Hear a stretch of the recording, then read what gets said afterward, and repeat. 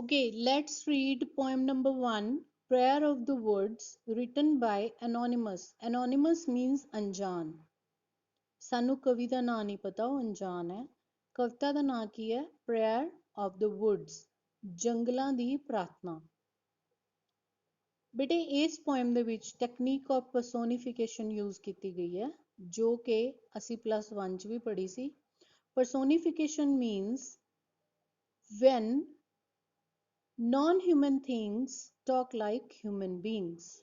ਗੈਰ ਮਨੁੱਖੀ ਚੀਜ਼ਾਂ ਮਨੁੱਖ ਬਣ ਕੇ ਜਦੋਂ ਮਨੁੱਖ ਵਾਂਗੂ ਗੱਲਾਂ ਕਰਦੀਆਂ ਦਿਖਾਈਆਂ ਜਾਂਦੀਆਂ ਨੇ। ਸੋ ਇੱਥੇ ਗੱਲਾਂ ਕੌਣ ਕਰ ਰਿਹਾ? ਟਾਈਟਲ ਤੋਂ ਪਤਾ ਲੱਗਦਾ, ਵੁੱਡਸ ਜੰਗਲ, ਲੱਕੜਾਂ ਮਨੁੱਖ ਨਾਲ ਗੱਲਾਂ ਕਰ ਰਹੀਆਂ ਨੇ। ਸੋ ਕੀ ਗੱਲਾਂ ਕਰ ਰਹੀਆਂ ਉਹਦੇ ਬਾਰੇ ਇਹ ਪੋਇਮ ਆ। ਉਸ ਦੇ ਵਿੱਚ ਇੱਕ ਸੁਨੇਹਾ ਲੁਕਿਆ, ਉਹ ਤੁਸੀਂ ਲੱਭਣਾ, ਮੈਂ ਬਾਅਦ ਚੋਂ ਪੁੱਛੂੰਗੀ end of the lecture. So I start the poem. ਪਹਿਲੇ ਮੈਂ ਪੂਰੀ ਪੋਇਮ ਪੜੂੰਗੀ, ਫਿਰ ਮੈਂ ਉਸਦੀ ਇੱਕ ਇੱਕ ਲਾਈਨ ਦਾ ਮੀਨਿੰਗ ਸਮਝਾਉਂਗੀ। ਓਕੇ, ਜਿੰਨੀ ਦੇਰ ਮੈਂ ਪੋਇਮ ਪੜ੍ਹਨੀ ਹੈ ਤੁਸੀਂ ਨਾਲ ਨਾਲ ਆਪਣੀ ਟੈਕਸਟ ਬੁੱਕਸ ਦੇ ਵਿੱਚੋਂ ਵੀ ਸੈਕਸ਼ਨ ਬੀ ਦੀ ਫਰਸਟ ਪੋਇਮ ਖੋਲ ਲਓ। I am the heat of your hearth on the cold winter nights, the friendly shade screening you from the summer sun, and my fruits are refreshing draughts quenching your thirst as you journey on. I am the beam that holds your house and the board of your table, the bed on which you lie and the timber that built your boat. I am the handle of your hoe, the door of your homestead, the wood of your cradle, and the shell of your coffin. I am the bread of kindness and the flower of beauty. You who pass by, listen to my prayer, harm me not. So this was the complete poem. Let me tell you the meaning in simple Punjabi of each and every line.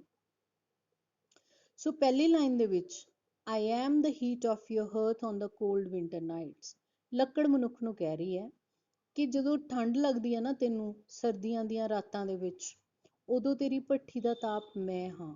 ਜੇ ਲੱਕੜ ਨਾ ਹੋਵੇ ਤਾਂ ਅੱਗ ਨਹੀਂ ਹੋਣੀ, ਤਾਪ ਨਹੀਂ ਹੋਣਾ, ਨਿੱਘ ਨਹੀਂ ਹੋਣਾ। ਸੋ ਤੇਰੀ ਭੱਠੀ ਚੋਂ ਤੈਨੂੰ ਜਿਹੜਾ ਨਿੱਘ ਦੇ ਰਿਹਾ ਨਾ ਠੰਡੀਆਂ ਰਾਤਾਂ ਦੇ ਵਿੱਚ, ਉਹ ਕੌਣ ਹੈ? ਮੈਂ ਆ। The friendly shade screening you from the summer sun। ਗਰਮੀਆਂ ਦੀ ਧੁੱਪ ਦੇ ਵਿੱਚ ਜਦੋਂ ਤੂੰ ਧੁੱਪ 'ਚ ਜਲਦਾ ਹੈ, ਤੂੰ ਛਾਂ ਲੱਭਦਾ ਹੈ, ਔਰ ਦਰਖਤ ਦੇ ਥੱਲੇ ਠੰਡੀ ਠੰਡੀ ਛਾਂ ਦੇ ਵਿੱਚ ਬੈਠ ਕੇ ਤੂੰ ਸੁੱਖ ਦਾ ਸਾਹ ਲੈਂਦਾ ਹੈ। ਉਹ ਜਿਹੜੀ ਦੋਸਤੀ ਭਰੀ ਛਾਂ ਹੈ ਉਹ ਮੇਰੇ ਤੋਂ ਹੈ। ਕਿਹਦੇ ਤੋਂ ਹੈ? ਵੁੱਡਸ ਤੋਂ, ਜੰਗਲਾਂ ਤੋਂ, ਦਰਖਤਾਂ ਤੋਂ। And my fruits are refreshing draughts। ਮੇਰੇ ਫਲਾਂ ਤੋਂ ਤੈਨੂੰ ਜੂਸ ਦੀਆਂ ਅਜਿਹੀਆਂ ਘੁੱਟਾਂ ਮਿਲਦੀਆਂ। ਡਰੌਟਸ ਕੀ ਹੁੰਦਾ? ਗਟ ਗਟ ਕਰਕੇ ਪੀਣਾ, ਘੁੱਟਾਂ, ਜਿਹੜੀਆਂ ਕਿ quenching your thirst as you journey on। ਸਫ਼ਰ ਦੇ ਦੌਰਾਨ ਤੈਨੂੰ ਜਦੋਂ ਪਿਆਸ ਲੱਗਦੀ ਹੈ, ਤੇਰੀ ਪਿਆਸ ਬੁਝਾਉਣ ਲਈ ਮੇਰੇ ਫਲਾਂ ਦਾ ਰਸ ਕੰਮ ਆਉਂਦਾ ਹੈ, ਮੇਰੇ ਝਰਨਿਆਂ ਦਾ ਪਾਣੀ ਕੰਮ ਆਉਂਦਾ।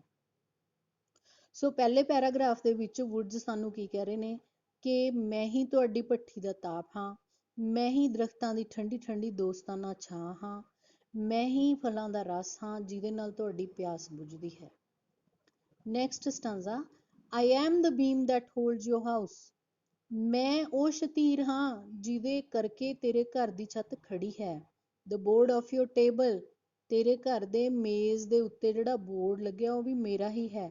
The bed on which you lie। ਸਾਰਾ ਦਿਨ ਥੱਕ ਕੇ ਰਾਤ ਨੂੰ ਜਿਸ ਬੈੱਡ ਤੇ ਆ ਕੇ ਤੂੰ ਆਰਾਮ ਕਰਦਾ ਹੈ ਨਾ, ਉਹ ਵੀ ਕਾਹਦਾ ਬਣਿਆ ਹੋਇਆ? ਲੱਕੜ ਦਾ ਬਣਿਆ ਹੋਇਆ। And the timber that built your boat।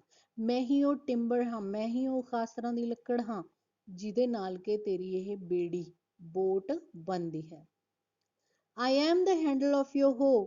ਜਿਸ ਫਾਵੜੇ ਨਾਲ, ਜਿਹੜੇ ਸੰਦਾਂ ਨਾਲ ਤੂੰ ਖੇਤਾਂ ਦੇ ਵਿੱਚ ਕੰਮ ਕਰਦਾ ਹੈ ਤੇ ਆਪਣੇ ਖੇਤਾਂ ਨੂੰ ਗੁੱਡਦਾ ਹੈ, ਉਸ ਦਾ ਹੈਂਡਲ, ਉਸ ਦੀ ਹੱਥੀ ਵੀ ਲੱਕੜ ਦੀ ਬਣੀ ਹੈ। ਜੇ ਕਿਸੇ ਸੰਦ ਦੇ ਉੱਤੇ ਹੈਂਡਲ ਹੀ ਨਾ ਹੋਵੇ ਤਾਂ ਅਸੀਂ ਉਹਨੂੰ ਇਸਤੇਮਾਲ ਹੀ ਨਹੀਂ ਕਰ ਸਕਦੇ। ਸੋ ਖੇਤੀ ਵੀ ਨਹੀਂ ਹੋ ਸਕਦੀ ਮੇਰੇ ਬਿਨਾਂ। The door of your homestead। ਜਿਹੜੀ ਤੂੰ ਘਰ ਦੇ ਆਲੇ ਦੁਆਲੇ ਵਾੜ ਬਣਾਉਣਾ, ਦਰਵਾਜ਼ੇ ਬਣਾਉਣਾ, ਉਹ ਸਾਰੇ ਵੀ ਲੱਕੜ ਦੇ ਹੀ ਬਣੇ ਹੋਏ ਆ। The woods of your cradle। ਜਦੋਂ ਬੱਚਾ ਜਨਮ ਲੈਂਦਾ, ਕ੍ਰੈਡਲ ਦੇ ਵਿੱਚ, ਝੂਲੇ ਦੇ ਵਿੱਚ ਝੂਟਦਾ ਹੈ, ਉਹ ਝੂਲਾ ਵੀ ਕਾਹਦਾ ਬਣਿਆ? ਲੱਕੜ ਦਾ ਬਣਿਆ ਹੋਇਆ ਹੈ। And the shell of your coffin। ਔਰ ਜਦੋਂ ਕੋਈ ਇਨਸਾਨ ਮਰਦਾ ਹੈ, ਉਸਦਾ ਕੌਫਿਨ, ਉਸਦਾ ਤਾਬੂਤ ਕਿਸ ਚੀਜ਼ ਦਾ ਬਣਿਆ ਹੁੰਦਾ? ਲੱਕੜ ਦਾ ਬਣਿਆ ਹੁੰਦਾ। I am the bread of kindness and the flower of beauty. ਮੈਂ ਹੀ ਦਿਆਲਤਾ ਦੀ ਰੋਟੀ ਹਾਂ, ਦਿਆਲਤਾ ਨਾਲ ਭਰੀ ਹੋਈ ਰੋਟੀ ਹਾਂ, ਮੈਂ ਹੀ ਤੇਰਾ ਢਿੱਡ ਭਰਦਾ ਹਾਂ। ਮੇਰੇ ਦਰਖਤਾਂ ਤੋਂ ਜਾਂ ਜ਼ਮੀਨ ਦੀਆਂ ਫਸਲਾਂ ਤੋਂ ਹੀ ਤੈਨੂੰ ਖਾਣ ਪੀਣ ਲਈ ਅਨਾਜ ਤੇ ਫਲ ਮਿਲਦੇ ਨੇ। ਫਲਾਵਰ ਆਫ ਬਿਊਟੀ, ਅਗਰ ਤੂੰ ਸੁੰਦਰਤਾ ਦਾ ਆਨੰਦ ਲੈਣਾ ਚਾਹੁੰਦਾ ਪ੍ਰਕਿਰਤੀ ਦੀ, ਤਾਂ ਉਹ ਸੁੰਦਰਤਾ ਵੀ ਮੇਰੇ ਫੁੱਲਾਂ ਦੁਆਰਾ ਤੈਨੂੰ ਦਿੱਤੀ ਜਾਂਦੀ ਹੈ। You who pass by, listen to my prayer, harm me not. ਹੇ ਮਨੁੱਖ ਜਿਹੜਾ ਤੂੰ ਇੱਥੋਂ ਲੰਘਿਆ ਜਾ ਰਿਹਾ ਹੈ, ਮੇਰੀ ਪ੍ਰਾਰਥਨਾ ਨੂੰ ਸੁਣ, ਮੈਨੂੰ ਨੁਕਸਾਨ ਨਾ ਪਹੁੰਚਾ। ਬੇਟਾ ਪੂਰੀ ਪੋਇਮ ਸਮਝ ਆ ਗਈ ਤੁਹਾਨੂੰ? ਹਾਂਜੀ, ਇਸ ਦੇ ਵਿੱਚ ਕਈ ਸਾਰੇ ਡਿਫਿਕਲਟ ਵਰਡਸ ਆਏ ਆ, ਜਿਸ ਤਰ੍ਹਾਂ ਹਰਟ ਦਾ ਮਤਲਬ ਹੁੰਦਾ ਹੈ ਤੁਹਾਡੀ ਭੱਠੀ ਦਾ ਤਲਾ ਜਿਹੜਾ ਤਪਦਾ ਹੈ। ਡਰੌਟ ਹੁੰਦਾ ਹੈ ਗਟ ਕਰਕੇ ਪੀ ਜਾਣਾ। ਕੁਐਂਚਿੰਗ ਮੀਨਸ ਪਿਆਸ ਬੁਝਾਉਣਾ। ਹੋ ਮੀਨਸ ਖੁਰਪੀ, ਗੋਡੀ ਕਰਨ ਲਈ ਇਸਤੇਮਾਲ ਕਰੇ ਜਾਣ ਵਾਲੇ ਖੇਤੀ ਦੇ ਸੰਦ। ਹੋਮਸਟੇਡ ਮੀਨਸ ਘਰ ਦੇ ਆਲੇ ਦੁਆਲੇ ਅਸੀਂ ਜਿਹੜੀ ਵਾੜ ਬਣਾ ਲੈਂਦੇ ਹਾਂ ਆਪਣੇ ਘਰ ਨੂੰ ਪ੍ਰੋਟੈਕਟ ਕਰਨ ਲਈ। ਕ੍ਰੈਡਲ ਮੀਨਸ ਝੂਲਾ। ਕਾਫਿਨ ਮੀਨਸ ਜਿਸ ਦੇ ਵਿੱਚ ਪਾ ਕੇ ਕਿਸੇ ਵੀ ਡੈਡ ਬੋਡੀ ਨੂੰ ਅਸੀਂ ਦਫਨਾ ਦਿੰਦੇ ਹਾਂ, ਤਾਬੂਤ ਜਿਸ ਨੂੰ ਅਸੀਂ ਕਹਿ ਦਿੰਦੇ ਹਾਂ। ਸੋ hearth is the floor at the bottom of a fireplace. Draught means one continuous action of swallowing liquid. Quenching means drinking so that you no longer feel thirsty. Hoe means a garden tool with long handle and a blade used for removing weeds. Weeds ਕੀ ਹੁੰਦੇ ਨੇ? ਕੱਖ ਕੰਡੇ ਜਿਹੜੇ ਸਾਡੇ ਖੇਤਾਂ 'ਚ ਉੱਗ ਜਾਂਦੇ ਆ, ਉਹਨਾਂ ਨੂੰ ਹਟਾਉਣ ਵਾਸਤੇ ਅਸੀਂ ਖੁਰਪੀ ਜਿਸ ਤਰ੍ਹਾਂ ਇਸਤੇਮਾਲ ਕਰਦੇ ਹਾਂ। Homestead, a house with the land of buildings around it, especially a farm. ਖੇਤਾਂ ਦੇ ਵਿੱਚ ਤੁਸੀਂ ਦੇਖਿਆ ਹੋਣਾ ਘਰਾਂ ਦੇ ਆਲੇ ਦੁਆਲੇ ਲੱਕੜ ਦੀ ਵਾੜ ਕੀਤੀ ਹੁੰਦੀ ਹੈ। Cradle, a small bed for a baby which can be pushed gently from side to side. Coffin, a box in which a dead body is buried. So this was the complete poem and meaning of difficult words. ਹਾਂਜੀ ਬੇਟਾ, ਤੁਹਾਨੂੰ ਮੈਂ central idea ਭੇਜਿਆ ਹੋਇਆ ਨਾ ਇਸ poem ਦਾ, ਪਹਿਲੇ videos ਵੀ ਭੇਜੀਆਂ ਹੋਈਆਂ ਨੇ, ਤੁਸੀਂ ਕੀਤਾ ਹੋਇਆ ਇਹ ਸਾਰੀ ਪੋਇਮ? ਕਾਪੀਜ਼ ਦੇ ਵਿੱਚ ਸੈਂਟਰਲ ਆਈਡੀਆ ਲਿਖਿਆ ਹੋਇਆ। ਉਸ ਸੈਂਟਰਲ ਆਈਡੀਆ ਨੂੰ ਤੁਸੀਂ ਯਾਦ ਕਰਨਾ ਅੱਜ। ਕੱਲ ਨੂੰ ਆਪਾਂ ਉਸ ਨੂੰ ਡਿਸਕਸ ਕਰਾਂਗੇ। ਪਲੱਸ ਕੰਪਰੀਹੈਂਸ਼ਨ ਪੈਸੇਜ 4 ਨੰਬਰ ਦਾ ਵੀ ਤੁਹਾਨੂੰ ਪੇਪਰ ਦੇ ਵਿੱਚ ਆਊਗਾ। ਉਸ ਦੇ ਵਿੱਚ ਕੀ ਆਊਗਾ? ਇਸ ਪੋਇਮ ਦੇ ਵਿੱਚੋਂ ਕੋਈ ਵੀ ਸਟਾਂਜ਼ਾ ਦੇ ਕੇ ਉਸ ਨਾਲ ਰਿਲੇਟਿਡ ਕੁਐਸਚਨ ਆਨਸਰਸ, ਜਿਸ ਤਰ੍ਹਾਂ +1 'ਚ ਤੁਹਾਨੂੰ ਆਉਂਦਾ ਰਿਹਾ ਬਿਲਕੁਲ ਉਵੇਂ ਹੀ। 4 ਮਾਰਕਸ ਦਾ ਕੰਪਰੀਹੈਂਸ਼ਨ ਪੈਸੇਜ ਔਰ 3 ਮਾਰਕਸ ਦਾ ਸੈਂਟਰਲ ਆਈਡੀਆ। ਇਹ ਤੁਸੀਂ ਹੁਣ ਅੱਜ ਰਿਵਾਈਜ਼ ਕਰ ਲੈਣਾ, ਜੋ ਵੀ ਤੁਸੀਂ ਕਾਪੀਜ਼ ਦੇ ਵਿੱਚ ਲਿਖਿਆ ਹੋਇਆ PDF 'ਚੋਂ ਦੇਖ ਕੇ ਉਹ ਰਿਵਾਈਜ਼ ਕਰ ਲੈਣਾ। ਤੇ ਇਸ ਤਰੀਕੇ ਨਾਲ ਆਪਾਂ ਇਸ ਪੋਇਮ ਨੂੰ ਕੱਲ ਡਿਸਕਸ ਕਰਾਂਗੇ।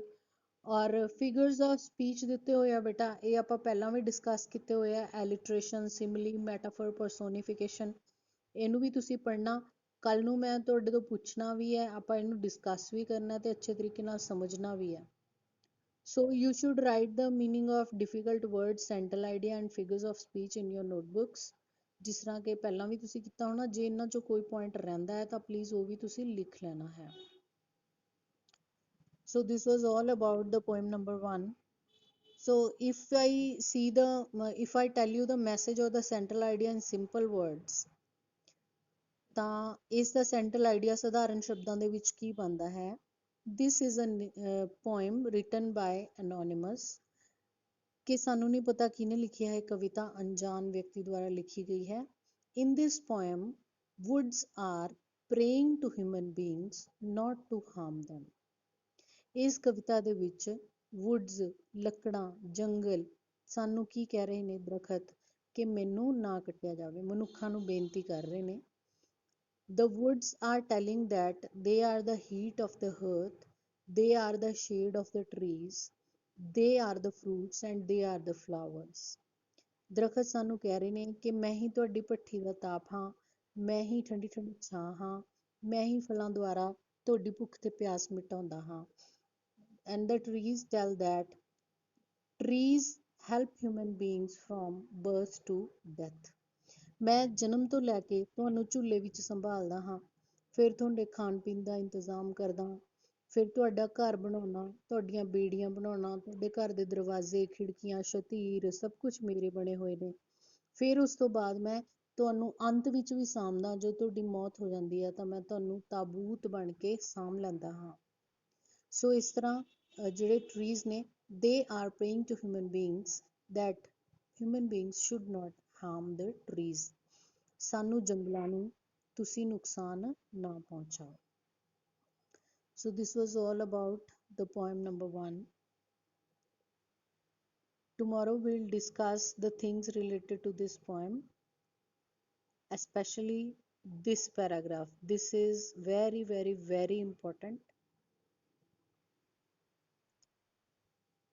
I am the handle of your hoe, the door of your homestead, the wood of your cradle and the shell of your coffin. I am the bread of kindness and the flower of beauty. You who pass by, listen to my prayer, harm me not. So is ਦੇ ਨਾਲ related 4 questions ਦਿੱਤੇ ਹੋਏ ਆ। First question, write down the line in the poem that explains the statement the wood accompanies us from birth till death.